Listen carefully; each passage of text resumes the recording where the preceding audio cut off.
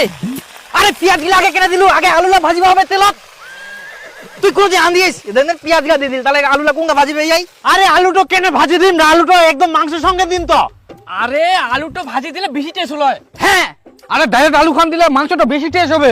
আরে আলুটা না ভাজি দিলে গলি যাবে।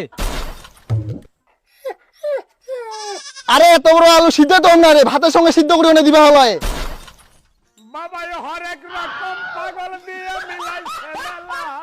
তুই কি আলু ছানা করিব?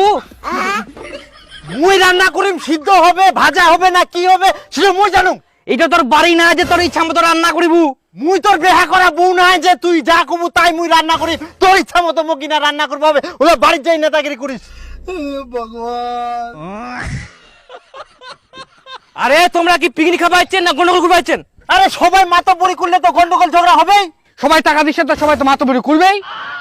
হ্যাঁ তাহলে রান্না করো, মোর করার দরকার নাই, ওই রান্না করবো না। চ তাহলে মুই মোর মতন রান্না করুন, তাহলে তোমরা কেউ কিছু কথা কান নাও। হ্যাঁ, তোর বাপের বাড়ি পাইছি না, তোর ইচ্ছা মতো রান্না করবো। সবুজ তুই তোর মতন রান্না করতো। তুই কর তো তুই কর।